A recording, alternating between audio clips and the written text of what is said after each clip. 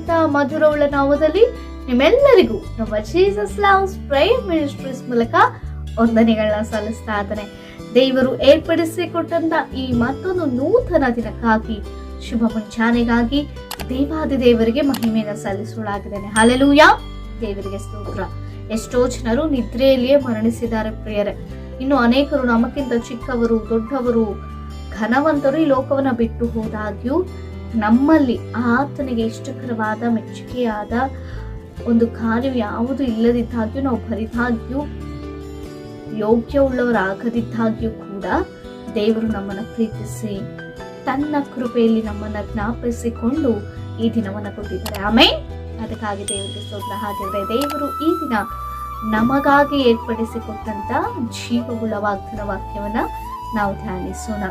ಇಬ್ರಿಯದವರಿಗೆ ಬರೆದ ಪತ್ರಿಕೆ 4ನೇ ಅಧ್ಯಾಯ 12ನೇ ವಚನ. ದೇವರ ವಾಕ್ಯವು ಸಜೀವವಾದದ್ದು, ಕಾರ್ಯ ಸಾಧಕವಾದದ್ದು. ಆಮೇನ್, ಹಲ್ಲೆಲೂಯಾ. ಹೌದು, ದೇವರ ವಾಕ್ಯ ಅಂದ್ರೆ ಪ್ರಿಯರೇ, ವಾಕ್ಯ ಅಂದ್ರೆ ಏಸು ಎಂಬುದಾಗಿ ನಾವು ನೋಡ್ತೇವೆ. ಹೌದಾ? ವಾಕ್ಯವೆಂಬವನು ಮಾನವನಾಗಿ ಶರೀರವಾಗಿ ಈ ಲೋಕಕ್ಕೆ ಬಂದಿರುವಂಥದ್ದು, ನರಾವತಾರವೆತ್ತಿ ಈ ಲೋಕಕ್ಕೆ ಬಂದಿರುವಂತಹ ವಾಕ್ಯವೇ ನರಾವತಾರವೆತ್ತಿ ಕ್ರಿಸ್ತನ ಮೂಲಕ ಈ ಲೋಕಕ್ಕೆ ಬಂದಿದೆ. ಅದು ಸಜೀವವುಳ್ಳದು. ಆತನ ಬಾಯಲ್ಲಿ ಹೊರಟ ಒಂದೊಂದು ಮಾತು ಕೂಡ ಅದು ಜೀವವುಳ್ಳದು.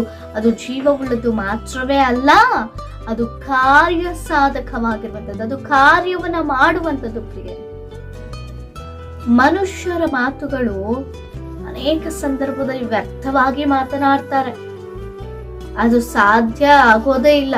ಆದರೂ ಅಂತ ಮಾತುಗಳನ್ನ, ಉದಾರ ಮಾತುಗಳನ್ನ ಮಾತನಾಡುವಂತವ್ರು ಎಷ್ಟೋ ಚೆನ್ನಾಗಿದ್ದಾರೆ. ಆದರೆ ನನ್ನ ಜೀವವುಳ್ಳ ದೇವರ ಮಾತು ಕಾರ್ಯ ಸಾಧಿಸುವಂತದ್ದಾಗಿದೆ. ಅದು ಜೀವವುಳ್ಳಂಥದ್ದು, ಸಜೀವವಾಗಿರುವಂಥದ್ದು. ಅನೇಕರು ಕ್ರಿಸ್ತನ ಮಾತು ಅಂದ್ರೆ ದೇವರ ವಾಕ್ಯಕ್ಕೆ ತಲೆ ಬಗ್ಗದೆ ಅದನ್ನ ಏನೋ ಒಂದು ರೀತಿಯ ತಾತ್ಸಾರವಾಗಿ ನೋಡ್ತಾ ಇದ್ದಾರೆ. ಆ ವಾಕ್ಯವನ್ನ, ಆ ಮಾತನ್ನ ನಿರಾಕರಿಸುವಂತವ್ರು ಎಷ್ಟೋ ಜನರಿದ್ದಾರೆ. ಹೌದಾ? ಆದರೆ ನಾವು ಅದನ್ನ ನಂಬಿ ಉಚ್ಚರಿಸುವಾಗ ಖಂಡಿತವಾಗಿಯೂ ಕೂಡ ನಮ್ಮೆಲ್ಲರ ಜೀವಿತದಲ್ಲಿ ಆ ವಾಕ್ಯ ಜೀವವುಳ್ಳದಾಗಿ ಅದು ಕಾರ್ಯವನ್ನ ಮಾಡುತ್ತೆ. ಅದು ಯಾವುದೇ ಮಾತಾಗಿರ್ಬೋದು, ಅದು ದೇವರಿಂದ ಹೊರಟಂತ ಮಾತು, ಅದು ಓದಲಿಕ್ಕೆ ಲೋಕ ಸಂಬಂಧವಾದಂತ ರೀತಿಯಾಗಿ ಇದ್ರೂ ಅದು ಆತ್ಮೀಯವಾಗಿ ನಮ್ಮನ್ನ ಬಲಪಡಿಸುವಂಥದ್ದು. ಹೌದಲ್ವಾ? ಈ ಒಂದು ಶರೀರಕ್ಕೆ ಪ್ರತಿನಿತ್ಯ ಆಹಾರ ಬೇಕೇ ಬೇಕು. ಹೌದಾ? ದಿನಕ್ಕೆ 3 ಆವರ್ತಿ ನಾವು ಊಟವನ್ನ ಮಾಡ್ತೇವೆ. ಒಂದು ಸಮಯ ತಪ್ಪದಿದ್ರೂ ಮತ್ತೊಂದು ಸಮಯದಲ್ಲಾದ್ರೂ ಊಟ ಮಾಡ್ತೇವೆ. ಸಮಯ ಹೆಚ್ಚು ಕಮ್ಮಿ ಆದ್ರೂ ಆ ಹೊತ್ತಿಗೆ ನಮಗೆ ಊಟ ಬೇಕು. ಹೌದಾ? 9 ಗಂಟೆಗೆ ಬೆಳಿಗ್ಗೆ ಟಿಫನ್ ಮಾಡಿದವರು ಮಾಡದೇ ಇದ್ದಾಗ 10 ಗಂಟೆ 10:30 ಮಾಡೇ ಮಾಡ್ತಾರೆ. 1 ಗಂಟೆಗೆ ಊಟ ಮಾಡೋರು ಆ ಟೈಮಲ್ಲಿ ಮಾಡದೇ ಇದ್ದಾಗ 2 ಗಂಟೆಗಾದ್ರೂ 2:30 ಊಟ ಮಾಡ್ತಾರೆ. ನೈಟ್ 8 ಗಂಟೆಗೆ 9 ಗಂಟೆಗೆ ಊಟ ಮಾಡಕ್ಕೆ ಸಾಧ್ಯ ಆಗಿದ್ರು, ಆ ಟೈಮಲ್ಲಿ ಆಗದಿದ್ರು 10 ಗಂಟೆಗಾದ್ರೂ ಊಟ ಮಾಡೇ ಮಾಡ್ತಾರೆ. ಹೌದಾ? ಮಾಡ್ತೀವಲ್ವಾ? ಆದ್ರೆ ಈ ಒಂದು ಶರೀರಕ್ಕೆ ಆಹಾರ ಬಹಳ ಮುಖ್ಯ. ಇಲ್ಲಾಂದ್ರೆ ಆ ಹೊತ್ತು ನಾವು ಊಟ ಮಾಡೇ ಇಲ್ಲ ಅಂದ್ರೆ ಏನೋ ಒಂದು ಬಲಹೀನತೆ, ಒಂದು ಟೈರ್ಡ್ನೆಸ್ ನಮ್ಮಲ್ಲಿ ಇರುತ್ತೆ, ಒಂದು ಆಯಾಸಕರವಾದಂತ ಪರಿಸ್ಥಿತಿ ಇರುತ್ತೆ. ಅದಕ್ಕೋಸ್ಕರ ಸರಿಯಾದ ಸಮಯಕ್ಕೆ ಊಟ ಮಾಡ್ತಾರೆ. ಅದೇ ರೀತಿಯಲ್ಲಿ ಈ ಒಂದು ದೇಹಕ್ಕೆ, ಈ ದೇಹ ಬಲವಾಗಿರಲು, ಈ ದೇಹ ಆರೋಗ್ಯವಾಗಿರಲು, ಈ ದೇಹ ಚೆನ್ನಾಗಿರ್ಲಿಕ್ಕೆ ನಾವು ಹೊತ್ತು ಊಟ ಮಾಡುವಂತ ರೀತಿಯಲ್ಲಿಯೇ ಆತ್ಮವು ಶ್ರೇಷ್ಠವಾಗಿದ್ದು, ಶಾರೀರಕ್ಕಿಂತ ಆತ್ಮ ಬಲವಾಗಿರ್ಬೇಕು. ಆ ಆತ್ಮಕ್ಕೆ ಆಹಾರ ಬೇಕಂದ್ರೆ ಜೀವವುಳ್ಳ ದೇವರ ವಾಕ್ಯದಿಂದಲೇ ಸಾಧ್ಯ ಆಗುತ್ತೆ. ಆಮೇನ್. ಆದರೆ ಶರೀರಕ್ಕೆ ಬೇಕಾದಂತ ರೀತಿಯ ಆಹಾರವನ್ನ ಎಷ್ಟೋ ಅದ್ಭುತವಾಗಿ, ಆರೋಗ್ಯಕರವಾಗಿ ಹೊತ್ತು ತಿನ್ನುವಂತ ನಾವು ನಮ್ಮ ಆತ್ಮ ಬಲಹೀನವಾಗ್ತಾ ಇರುವಾಗ ನಾವು ಯಾಕೆ ದೇವರ ವಾಕ್ಯವನ್ನು ತಾತ್ಸಾರ ಮಾಡ್ತಾ ಇರ್ತೇವೆ? ಜೀವವುಳ್ಳ ಮಾತನ್ನ, ಕಾರ್ಯ ಸಾಧಿಸುವಂತ ಮಾತನ್ನ, ಹಿಬ್ಬಾಯಿ ಕತ್ತಿಗಿಂತ ಹದ ಉಳ್ಳಂತದ್ದ ಮಾತದು.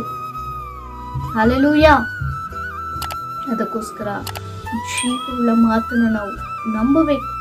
ಯಾವಾಗ ನಾವು ಜೀವವುಳ್ಳ ಮಾತನ್ನು ನಂಬಿ ಅದರ ಪ್ರಕಾರ ಅನುಸರಿಸಿ ಅದನ್ನು ಉಚ್ಚರಿಸ್ತೇವೋ ಅದರಲ್ಲಿ ಜೀವ ಬರುತ್ತೆ. ಆ ಜೀವ ಕಾರ್ಯವನ್ನು ಸಾಧನೆ ಮಾಡುತ್ತೆ. ಆ ಕಾರ್ಯ ನಾವು ಕಣ್ಣಾರೆ ನೋಡುವಂತೆ, ಅದು ನಾವು ಅನುಭವಿಸುವಂತೆ, ನಾವು ದೇವರಿಗೆ ಸಾಕ್ಷ್ಯ ಮಕ್ಕಳಾಗಿ ಜೀವಿಸುವಂತೆ ದೇವರು ಕೃಪೆ ಮಾಡಿ ಕೊಡ್ತಾರೆ. ಈ ಶರೀರಕ್ಕೆ ಎಷ್ಟೋ ಪ್ರಾಮುಖ್ಯ ಕೊಡ್ತಾ ಇರುವಂತ ಅನೇಕರು ದೇವರ ವಾಕ್ಯಕ್ಕೆ, ಆಧ್ಯಾತ್ಮಿಕ ಜೀವಿತಕ್ಕೆ, ಆತ್ಮೀಯವಾದಂತ ಜೀವಿತಕ್ಕೆ ಸಮಯ ಕೊಡಲಾರದೆ ಹೋಗ್ತಾ ಇದ್ದಾರೆ. ಅದಕ್ಕೋಸ್ಕರವಾಗಿ ನಾವು ದೇವರು ಒಂದು ಮಾತನ್ನು ಹೇಳ್ತಾ ಇದ್ದಾರೆ, ಮನುಷ್ಯನು ರೊಟ್ಟಿ ತಿನ್ನುವುದಕ್ಕಿಂತ ದೇವರ ಬಾಯಿಂದ ಹೊರಟಂತ ಮಾತನ್ನು ಸೇವಿಸುವುದೇ ಶ್ರೇಷ್ಠ ಆತನಿಗೆ. ಹೌದಾ? ಮಾನವರು ರೊಟ್ಟಿಯಾಗಿ ಆಹಾರವಾಗಿ ತಿನ್ನುವುದಕ್ಕಿಂತಲೂ ಶ್ರೇಷ್ಠವಾಗಿರುವಂಥದ್ದು ಯಾವ್ದು ಗೊತ್ತಾ? ಯಾವ್ದ್ರಿಂದ ಬದುಕ್ತಾರಂತೆ ಗೊತ್ತಾ? ಮಾನವ ರೊಟ್ಟಿ ತಿಂದ ಮಾತ್ರಕ್ಕೆ ಬದುಕೋದಿಲ್ಲ. ದೇವರ ಬಾಯಿಂದ ಹೊರಟ ಮಾತುಗಳಿಂದಲೇ, ಆತನ ಅದನ್ನು ಅನುಸರಿಸೋದ್ರಿಂದಲೇ ಬದುಕ್ತಾನೆ ಮಾನವ. ಆಮೇನ್. ಅದನ್ನು ಅನುಸರಿಸಿ ಆತ್ಮೀಯವಾಗಿ ನಿತ್ಯವಾಗಿ ನಾವು ಬದುಕೋಣ. ದೇವರು ವಾಕ್ಯದಿಂದ ನಿಮ್ಮೆಲ್ಲರನ್ನ ಆಶೀರ್ವದಿಸಲಿ. ವಾಕ್ಯಾನುಸಾರವಾದ ಜೀವಿತವನ್ನ ಜೀವಿಸುವಂತ ಕೃಪೆ, ಶ್ರೇಷ್ಠತೆ ಅಂತ ಸ್ವಭಾವ ದೇವರ ಆತ್ಮನು ತಾನೇ ನಮಗೆ ಒದಗಿಸಿಕೊಟ್ಟು ನಡೆಸಲಿ. ನಿಮ್ಮ ಏನೇ ವಿಜ್ಞಾಪನೆಗಳಿದ್ರು ಕಮೆಂಟ್ಗಳ ಮೂಲಕ ತಿಳಿಸಿಕೊಡಿ. ನಿಮಗಾಗಿ ನಾವು ಪ್ರಾರ್ಥಿಸುವರಾಗಿದ್ದೇವೆ. ಪ್ರಾರ್ಥಿಸಿಕೊಳ್ಳೋಣ. ಪರಿಶುದ್ಧನಾದ ದೇವರೇ, ಮಹೋನ್ನತನೇ ಸ್ತೋತ್ರ. ನಿನ್ನ ವಾಕ್ಯ ಜೀವವುಳ್ಳದು ಸ್ವಾಮಿ. ನಿನ್ನ ವಾಕ್ಯವು ಕಾರ್ಯ ಸಾಧಿಸುವಂಥದ್ದು. ಅಂತ ಜೀವವುಳ್ಳ ಮಾತುಗಳನ್ನ ಕೇಳಿಸಿಕೊಳ್ಳುವಂತ ನಾವು ಅನೇಕ ಸಂದರ್ಭದಲ್ಲಿ ಮರೆತು ಜೀವಿಸ್ತಾ ಇರ್ತಾರೆ. ನಮ್ಮ ಆಧ್ಯಾತ್ಮಿಕ ಜೀವಿತ ಬಲಹೀನತೆಯಲ್ಲಿ ಸತ್ತಂತ ರೀತಿಯಲ್ಲಿ ಅನೇಕರಿಗಿರ್ಬೋದು. ಅಪ್ಪ, ನೀನು ಈ ವಾಕ್ಯದ ಮೂಲಕ ಎಚ್ಚರಿಸಿ ಬಲಪಡಿಸಿ ನಡೆಸ್ತಿರುವುದಕ್ಕಾಗಿ ಸ್ತೋತ್ರ. ಅದನ್ನು ಕೇಳಿಸಿಕೊಂಡ ಪ್ರತಿಯೊಬ್ಬರು ತಮ್ಮ ಆಧ್ಯಾತ್ಮಿಕ ಜೀವಿತದಲ್ಲಿ ಅಪ್ಪ ದೇವರ ವಾಕ್ಯಾನುಸಾರ ನಾವೆಲ್ಲರೂ ನಡೆಯುವಂತೆ ಕೃಪೆಗಳು ಯೇಸುವಿನ ನಾಮದಲ್ಲಿ ಬೇಡಿ ಪರಲೋಕದ ತಂದೆಗೆ. ಆಮೇನ್. Praise the lord.